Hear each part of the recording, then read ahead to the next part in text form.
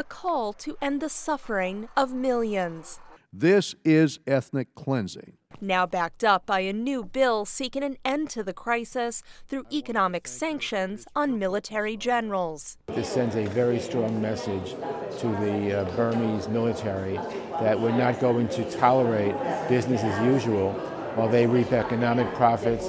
At the same time, they're perpetuating ethnic cleansing against the Rohingya people. A crisis compounded by pressure on de facto leader Aung San Suu Kyi to hold the military accountable. It's not only the ethnic cleansing of the Rohingya people that we're concerned about. It's essentially the way the military has tried to trample any aspect of the civilian government in Burma. And I think this sends a very strong message. This is a bipartisan bill. Aung San Suu Kyi has a longtime supporter in the Republican leader in the Senate. I think she's the greatest hope we have. Where a companion bill was introduced by Senators John McCain and Ben Cardin. But Suu Kyi's spokesman said the sanctions would have bad consequences. That is not the intent, said the House bill's Republican co-sponsor. We hope give her leverage with the military.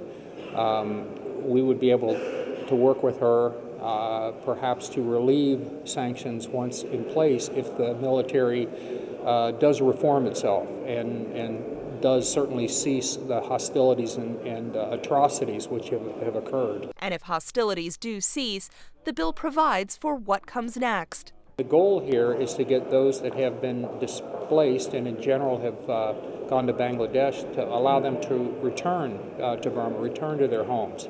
Although a lot of those homes have been burned to the ground by the military. So there's an awful lot of economic development that's going to be necessary. And as time runs short for the Rohingyas, the lobbyists mounting months of effort on their behalf are hopeful.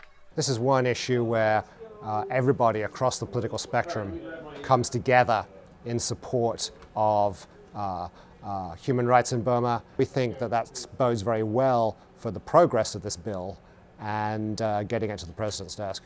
Progress Congressman Engel says could happen by the end of this year. Catherine Gibson, VOA News, Capitol Hill.